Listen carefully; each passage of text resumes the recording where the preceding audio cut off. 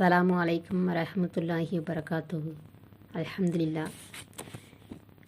குர்ஆன் வாழ்வியல் மாற்றத்துடைய 2ஆம் நாள் வகுப்பு. அதில் 4 கேள்வியோட உஸ்தாத் அவங்க ஆரம்பித்தாங்க. அதில் முதல் கேள்வி என்ன அப்படின்னா, இந்த வகுப்புடைய நோக்கம் என்ன? இந்த வகுப்புடைய நோக்கம் என்ன அப்படின்னா, நம்முடைய வாழ்க்கை மாற்றுவதற்காக. 2வது கேள்வி என்ன அப்படின்னா, எந்த மாதிரி மாற்றம் அப்படின்னா எந்த மாதிரியான மாற்றம்? நம்மளுடைய மாற்றம் குர்ஆனிய மனிதராக மாறுவதற்கு. இது 3வது இது வெறும் அறிதலுக்காக உள்ள வகுப்பு கிடையாது, மாற்றத்துக்கான வகுப்பு. அறிஞராக மாறுவதற்காக உள்ள வகுப்பு கிடையாது, குர்ஆனிய மனிதராக மாறுவதற்கு. நபி ஸல்லல்லாஹு அலைஹி வஸல்லம் வாழ்க்கை குர்ஆனாகவே இருந்துச்சு. அதுபோல் நம்முடைய வாழ்க்கையும் மாற்றுவதற்காக வேண்டி இந்த வகுப்பு. இப்போ 4வது என்ன அப்படின்னா, இந்த மாற்றத்துக்கு நம்ம தயாரா அப்படின்னு சொல்லி கேட்குறாங்க. இன்ஷா அல்லாஹ். ஆமாம், நம்ம இந்த மாற்றத்துக்கு நம்ம தயாராக இருக்கிறோம். அப்படி இந்த இன்ஷா அல்லாஹ் நம்ம இந்த மாற்றத்துக்கு தயாராக இருக்கிறோம் அப்படிங்கிற சொல்லும் பொழுது நம்மளுடைய மனநிலை எப்படி இருக்குது, நம்மளுடைய சிந்தனைகள் எப்படி இருக்குது, திருக்குர்ஆனை பற்றிய புரிதலோடு அந்த பதிலை நம்ம சொல்லக்கூடியவங்களாக இருக்கிறோம். நம்மளுடைய வாழ்க்கை குறித்த மாற்றத்தோடு நம்ம அந்த பதிலை சொல்லக்கூடியவங்களாக இருக்கணும். நம்மளுடைய எண்ணங்களே வாழ்வாகவும் செயலாகவும் பிரதிபலிக்குது அப்படிங்கிறது ஒரு நபிமொழி. இப்போ அல்-பக்ரா சூறாவில் அல்லாஹ் என்ன சொல்கிறான் அப்படின்னா, ரமலான் மாதம் எத்தேதென்றால் அதில்தான் மனிதர்களுக்கு நேர்வழி காட்டும் திருக்குர்ஆன் அருளப்பட்டது. மனிதர்களுக்கு நேர்வழி தரக்கூடிய குர்ஆனை அல்லாஹ் அருளியிருக்கான் அப்படின்னு சொல்லி அல்லாஹ் சொல்கிறான். இப்போ நம்ம பல பிரச்சனைகளில் நம்ம சிக்கியிருக்கிறோம், தவிச்சுக்கிட்டு இருக்கோம்.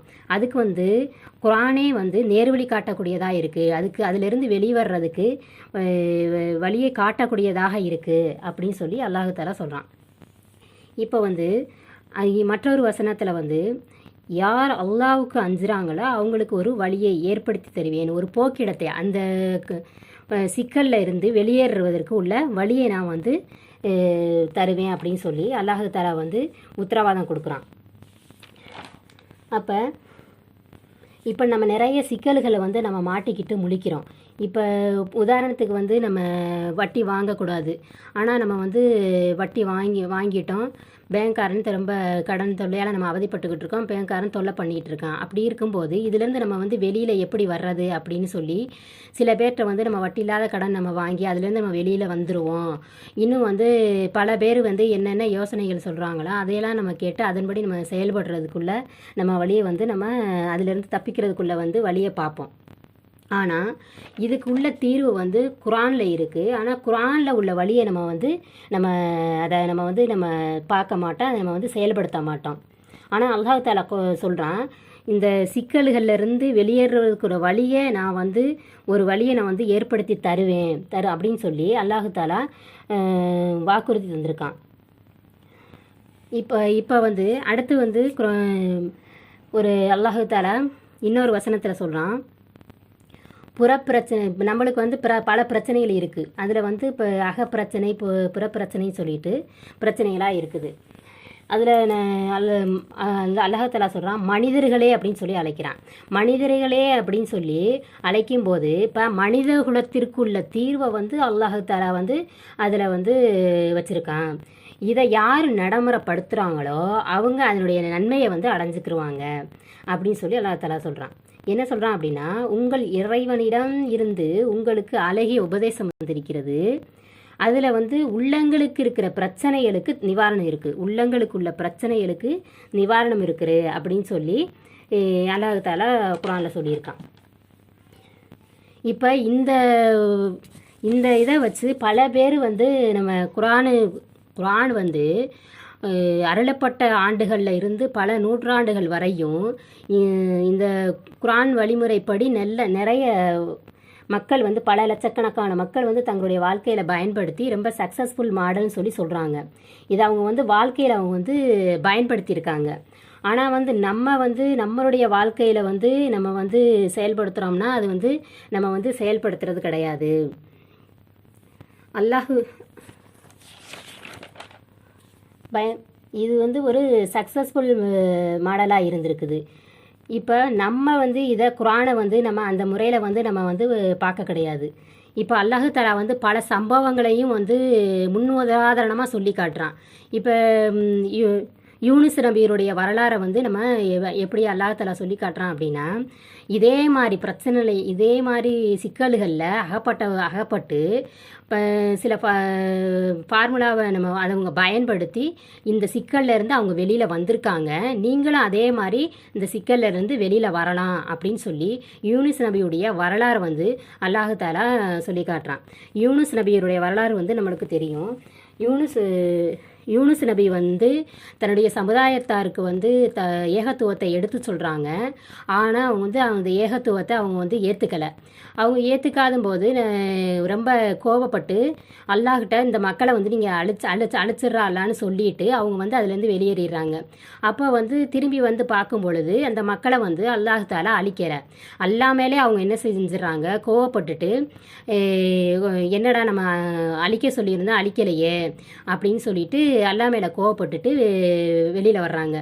இப்போ வந்து ஒரு மனுஷர்கிட்ட நம்ம வீட்டில் உள்ளவங்க பெற்றோர்கள்ட்ட கோவப்பட்டு நம்ம கோவப்பட்டுட்டோம் அப்படின்னா வெளியில் ஃப்ரெண்டு வீடு மற்ற உறவினர்கள் வீட்டில் போய் இருக்கலாம். ஆனால் வந்து இவங்க வந்து அல்லாஹ்ட்டே வந்து கோவப்பட்டு போனால் எங்கே போனாலுமே அல்லாஹ் இருக்கிறான். கடலுக்கு போனாலும் சரி, பாலைவனத்துக்கு போனாலும் சரி, எங்கே போனாலும் அல்லாஹ் இருக்கிறான். இவங்க என்ன செஞ்சிடறாங்க, கோவத்தில் அவங்க அறிவு வேலை செய்யாமல் வெளியில் வந்துடுறாங்க. வெளியில் வந்தோடனே அல்லாஹ் தஆலா அவங்கள தண்டிக்கிற விதமாக கடலில் வந்து ஒரு மீன் விழுங்க செய்ய வச்சு சிக்கலில் மாட்ட வச்சிடறான்ல. அப்போ அந்த மீன் வந்து அந்த கடலுக்குள்ளே சுற்றிக்கிட்டே இருக்குது. அவங்க அந்த யூனுஸ் நபி வயிற்றில் அந்த இருளுக்குள்ளே இருக்கிறாங்க. அப்போ தான் அவங்களுக்கு வந்து உணர்தல் வருது, ஆஹா நம்ம வந்து அல்லாட்ட நம்ம வச்சுட்டு இப்படி நம்ம வந்து இதில் பெரிய சிக்கலை வந்து நம்ம மாட்டிக்கிட்டோமே அப்படின்னு சொல்லிட்டு அல்லாட்ட வந்து மன்னிப்பு தேடி அவங்க பிரார்த்தனை செய்யக்கூடியவளாக இருக்கிறாங்க. என்ன அப்படின்னா, லாயிலாக இல்லான்ட்ட சுபஹானக்க இன்னி குன்து மினல் ஆலிமீன், வணக்கத்திற்குரியான் அல்லாஹு தஆலாவை தவிர வேறு யாரும் இல்லை. சுபஹானக்க இன்னி குன்து மினல் ஆலிமீன், நிச்சயமாக நீ தூயவன், நானே அநியாயக்காரர்களில் ஆகிவிட்டேன் அப்படின்னு சொல்லி பிரார்த்தனை செய்யக்கூடியவங்களாக இருக்கிறாங்க. இதே போல் நம்மளும் வந்து நம்மளுடைய சிக்கலில் இருந்து மீளுவதற்கு, கவலைகள்லேருந்து மீளுவதற்கு இந்த துவாவை பிரார்த்தனை செஞ்சோம் அப்படின்னா நம்பிக்கையாளர்களுக்கு அல்லாஹ் தஆலா இதிலிருந்து ஒரு வெளியேறதுக்குள்ள வழியை காட்டுவான்.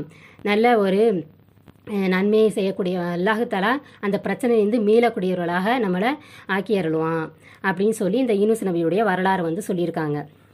அதே போல் இன்னொரு ஒரு சம்பவம் என்ன அப்படின்னா,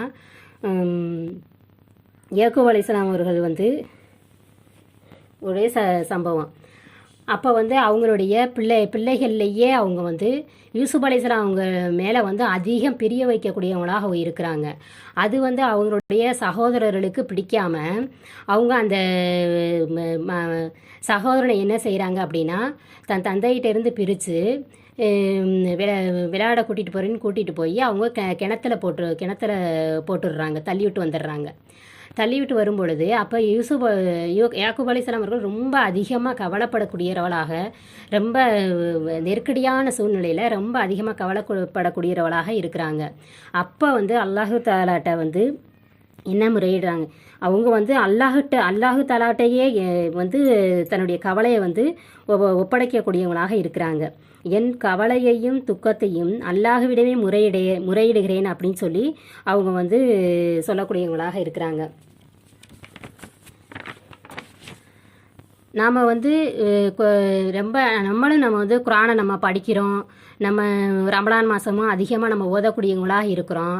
ஆனால் வந்து நம்மளுக்கு இந்த மாதிரி வந்து குரான் வந்து நம்மளுக்கு வந்து மாற்றம் தரலை, அப்படி மாற்றம் வந்து தரலை. இதுக்கு வந்து அல்லாஹ் தஆலா வந்து என்ன சொல்கிறான் அப்படின்னா, அத்தியாயம் 50:37 வசனத்தில், யாருக்கு உள்ளம் இருக்கிறதோ அவர்களுக்கு இதில் படிப்பினை இருக்குது. யாருக்கு உள்ளம் இருக்குதோ, இப்போ நம்மளுடைய கல்பு வந்து அந்த அந்த குரானை வந்து ஏற்றுக்க கொள்ளக்கூடியதா தயாராக இருக்குதா அப்படின்னு சொல்லி நம்ம பார்க்கணும். நம்முடைய நம்ம வந்து குரானை வாசிக்கும் பொழுது வெறுமனே வந்து வார்த்தையில் வாசிக்காமல் நம்ம உள்ளத்தோடு நம்ம வந்து குரானை வந்து புரிதலோடு நம்ம வந்து வாசிக்கக்கூடியவங்களாக இருக்கணும்.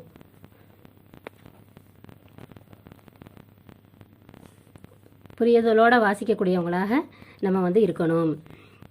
இப்போ வந்து நம்ம அதுக்கு வந்து இந்த உள்ளம் வந்து நம்மளுக்கு வந்து தயாராக நம்மளுடைய கல்வி வந்து அந்த குரானை ஏற்றுக்கிறதுக்கு தயாராக இருக்குதா அப்படின்னா இப்போ தயாராக வச்சுக்கணும். இப்போ உதாரணத்துக்கு வந்து ஒருத்தர் வந்து ஒரு நல்ல ஒரு குவாலிட்டியான புது ஃபோன் வாங்குறாரு. அதில் வந்து நல்ல ஒரு டவருள்ள இடமா இருக்குது, நல்ல டவர் கிடக்கக்கூடிய இடமா இருக்குது, நல்ல சிம்மு வச்சுருக்காரு, எல்லாமே இருக்குது, பர்ஃபெக்டாக இருக்குது, எல்லாரும் அதிகமான பேர் யூஸ் பண்ணக்கூடியதாக இருக்குது. ஆனால் வந்து அந்த ஃபோன் வந்து ஒர்க் ஆகலை. என்ன அப்படின்னா அவங்க வந்து அது வந்து ஃபோன் வந்து ஃப்ளைட் மோடில் இருக்குது. அப்படின்னா அது எப்படி வந்து அது வந்து ஆன் ஆகும்? அதை வந்து அந்த வர டவரை வந்து ஆஃப் பண்ணி வச்சிரும். அதுபோல் நம்மளுடைய கல்வி வந்து அதுக்கு நம்ம வந்து தயாராக இருக்கணும். நம்ம கல்வி வந்து குரானை வந்து ரிசீவ் பண்ணுறதுக்கு வந்து ஓப்பனாக வச்சுக்கணும், நம்மளுடைய கல்வை வந்து திறந்து வச்சுருக்கணும் அப்படின்னு சொல்லி இந்த வசனத்துலேருந்து நம்மளுக்கு புரியுது. இப்போ அடுத்து நம்ம என்னன்னா நம்மளுடைய கல்வி வந்து திறந்திருக்கா பூட்டியிருக்கா அப்படிங்கிறத நம்மளுக்கு வந்து எப்படி வந்து தெரிஞ்சுக்கிறது அப்படின்னு தெரிஞ்சுக்கிறதுன்னு பார்த்தா அத்தியாயம் 4 74வது வசனத்தில் உங்களுக்கு நான் தெளிவான நூரை இறக்கி அருள் செய்திருக்கிறோம், தெளிவான நூரை இறக்கி இருக்கிறோம் அப்படின்னு சொல்லி அல்லாஹ் வந்து குரானுக்கு வந்து பல பேர்கள் இருக்குது. அதில் ஒரு பேர் வந்து நூறு, திக்ரு, இந்த மாதிரி புர்கான் அப்படிங்கிற பேர்கள்லாம் இருக்குது. அதில் ஒரு பேர் வந்து நூறு. இப்போ நம்ம வந்து சூரிய ஒளி நம்மளுக்கு வீட்டில் நம்மளுக்கு பயன்படணும் கிடைக்கணும் அப்படின்னு சொன்னால் ஜன்னல்கள் கதவுகள்லாம் திறந்துருக்கணும். பூட்டி வச்சுருந்தா எப்படி அந்த வெளிச்சம் நம்மளுக்கு வந்து கிடைக்கும், நம்மளுக்கு அது வந்து யூஸ் ஆகும்? அதுபோல் நம்மளுடைய கல்வி வந்து திறந்துருக்கணும், நம்மளுடைய கல்வி வந்து அதுக்கு ஓப்பனாக இருக்கணும். அதை வந்து நம்மளுடைய வாழ்க்கையை வந்து குரான் மாற்றணும் அப்படிங்கிற ஒரு ஈடுபாடோடு நம்ம வந்து அந்த குரானை வந்து நம்ம வந்து அதை ரிசீவ் பண்ணுறதுக்கு உள்ள கல்வை வந்து நம்ம வந்து தயார்படுத்திக்கணும் அப்படின்னு சொல்லி எல்லாம் அப்படி இருந்தால் தான் நம்மளுக்கு வந்து அது வந்து யூஸ் ஆகும். இப்போ அடுத்து வந்து நம்மளுக்கு வந்து இதை எப்படி நம்மளுக்கு தெரிஞ்சுக்கிறது, நம்மளுடைய கல்வி வந்து ஓப்பனாக இருக்கா இல்லையான்னு தெரிஞ்சுக்கிறது அப்படின்னா அல்லாஹ் தஆலா ஒரு வசனத்தில் சொல்கிறான், அந்த குரான் வசனங்கள் ஓதப்பட்டால் இறைவனை அஞ்சுகிறவர்களின் தோள்களை சிலிர்க்க செய்யும் அப்படின்னு சொல்லி அல்லாஹ் தஆலா சொல்கிறான். நம்ம வந்து குரான் வசனங்கள் ஓதப்பட்டுச்சு அப்படின்னா நம்மளுடைய தோள்கள் வந்து சிலிர்க்க செய்யும் அப்படின்னு சொல்லி காட்டுறான். ஆனால் நம்மளுக்கு வந்து இந்த மாதிரி நம்ம குரானை நம்ம வாசிக்கும் பொழுது நம்மளுக்கு ஏற்படுதா அப்படின்னு ஒவ்வொருத்தரும் நம்ம வந்து சிந்திச்சு பார்க்கணும். ஆனால் வந்து நம்மளும் வந்து குரானை வாசிக்கக்கூடியவர்களாக இருக்கிறோம், படிக்கக்கூடியவங்களாக இருக்கிறோம். ஆனால் நம்ம வந்து வாயளவில் தான் நம்ம படிக்கிறோம், உள்ளத்தளவில் நம்ம அதை வந்து உணர்ந்து நம்ம படிக்காததுனால அந்த மாதிரி சம்பவங்கள் வந்து ஏற்பட கிடையாது. குரானை வந்து இப்போ எல்லா நேரமும் படிக்கும் பொழுது எல்லாத்தையும் படிக்கும் பொழுது வாசிக்கும் பொழுது அந்த மாதிரி நிகழ்வுகள் ஏற்படணுன்றது கிடையாது. ஒரு சில வசனங்களை நம்ம வாசிக்கும் பொழுது அந்த மாதிரி மாற்றங்கள் ஏற்படுதான்னு நம்ம வந்து பார்க்கணும். அடுத்து வந்து பனு இஸ்ராயேல் வசனம் அத்தியாயம் 17 109வது வசனத்தில் வந்து அல்லாஹ் சொல்கிறான், அவர்கள் வந்து இந்த குரானை ஓதும் பொழுது முகங்குப்புற அழுது விடுவாங்க, அவர்களுடைய உள்ளச்சம் வந்து அதிகரிக்கும் அப்படின்னு சொல்கிறான்.